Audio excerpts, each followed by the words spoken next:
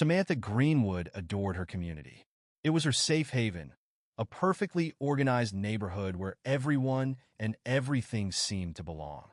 Samantha, a woman in her late 40s, took pride in her polished appearance, from her neatly styled auburn hair to her carefully chosen outfits. Her days followed a comfortable pattern: morning walks through neatly trimmed parks, coffee at her favorite bakery, and evenings spent organizing charity events. She believed it was her duty to maintain the harmony and standards of her community. One day, however, Samantha's world was shaken. A new resident moved into the house next door, and from the first moment she saw him, something unsettled her. He was a middle-aged man with a warm complexion, casually dressed in a simple shirt and slacks. Samantha noticed how easily he interacted with the movers, lending a hand with boxes and laughing as though he'd known them for years. His easy demeanor felt out of place to Samantha, who was used to a more reserved atmosphere among her neighbors. In the days that followed, Samantha became increasingly wary. The man, whose name she didn't know, had a steady stream of visitors. People of all backgrounds, students, retirees, families, seemed to flock to his house. They gathered on his porch, sharing laughter and stories late into the evening. To Samantha, it was unusual, almost disruptive. She couldn't understand why his house had become a hub of activity, and the lack of answers made her uneasy. One sunny afternoon, Samantha decided to investigate. Armed with a cup of tea and her usual air of confidence, she took a leisurely stroll past his house, pretending to check her phone. As she drew closer, snippets of conversations drifted to her ears: jokes, laughter, and heartfelt exchanges. The man spoke with such warmth that his guests appeared completely at ease. To Samantha, though, it seemed like a performance, a veneer hiding something suspicious. That night, her unease turned into action. Pacing her living room, Samantha couldn't shake the feeling that something was amiss. Finally, unable to bear the uncertainty, she picked up the phone and called the local authorities. "There's someone suspicious in the neighborhood," she said, her voice trembling slightly. "I don't think he belongs here, and I'm concerned."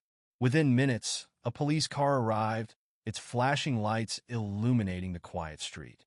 Samantha peered through her curtains, a mix of anticipation and apprehension coursing through her.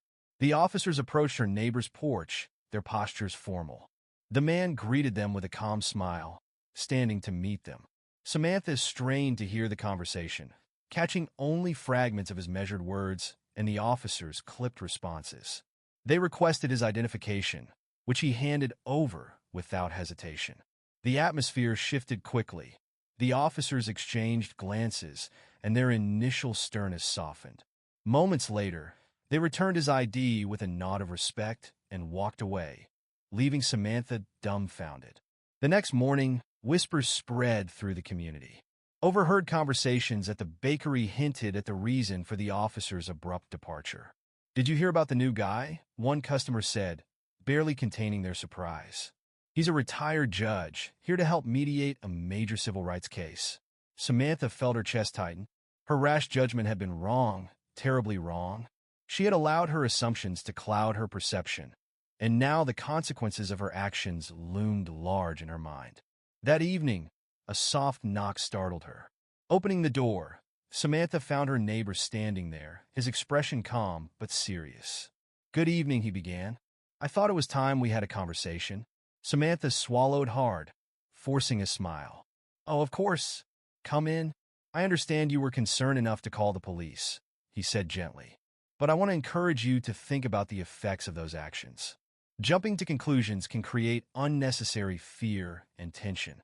His words were firm but not accusatory, and Samantha felt a wave of shame. She nodded, struggling to find the right words to apologize. The days that followed marked a shift in Samantha's outlook. Determined to make amends, she proposed a neighborhood gathering to build connections and encourage understanding. "Let's have a block party," she suggested at a community meeting. "It's time we got to know each other better." The event was a success. Neighbors mingled, shared food, and laughed together. Samantha worked tirelessly to ensure everyone felt included, even extending a personal invitation to her new neighbor. When he arrived, he smiled warmly and shook her hand. "You've done a great thing here," he said. "This is how communities grow stronger." That evening, Samantha and her neighbor shared a conversation about life, change, and understanding. For the first time, she truly listened, setting aside her preconceived notions. By the time she returned home, her perspective had shifted. The neighborhood she thought she needed to protect had become a place of growth and connection, and she felt a sense of peace she hadn't known before. The block party had ended hours ago, but Samantha sat on her porch, the soft glow of string lights from her backyard still casting a warm light on the steps.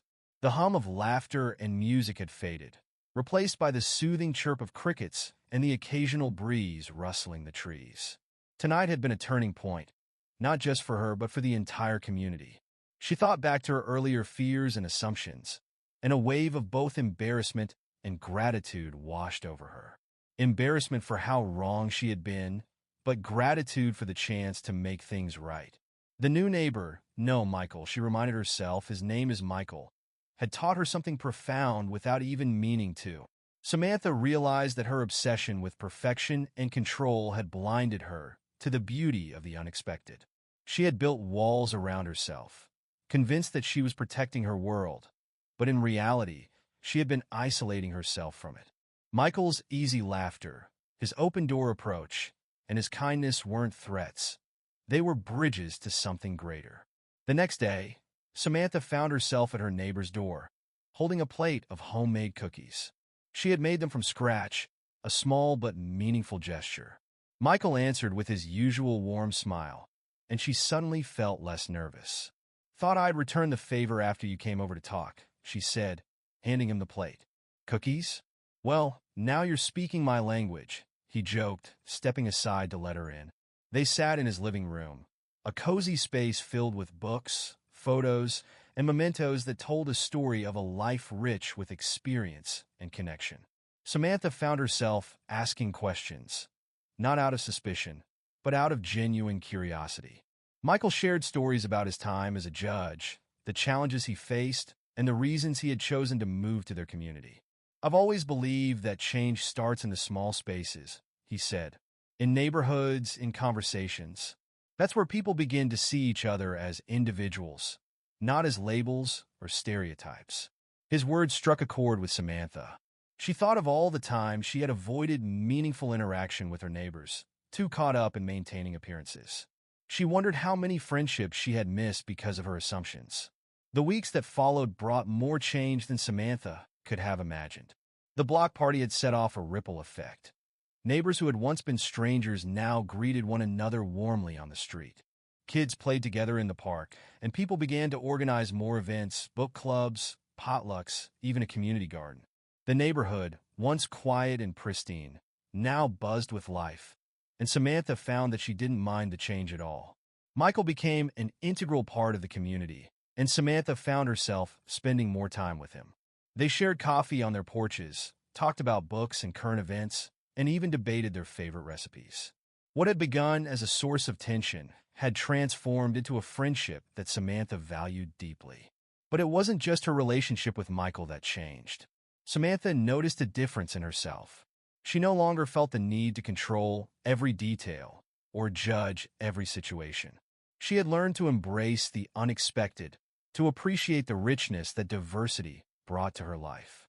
And in doing so, she had become more open, more compassionate, and ultimately more at peace. One evening, as she and Michael sat on her porch watching the sunset, she turned to him with a thoughtful expression.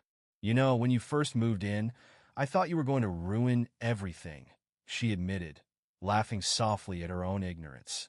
"Turns out, you ended up fixing things I didn't even know were broken." Michael chuckled, taking a sip of his tea. "Sometimes change feels like breaking, but it's really just making room for something better." Samantha smiled, letting his words sink in. He was right. Her life, her neighborhood, her outlook, all of it had been rearranged, but in the best possible way. As the sun dipped below the horizon, painting the sky in hues of orange and pink, Samantha felt something she hadn't felt in years. Hope.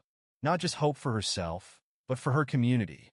For a world where understanding could overcome fear, where kindness could bridge divides, and where people could grow by simply learning to see each other. And in that quiet, peaceful moment, Samantha knew that change wasn't just something to endure, it was something to welcome.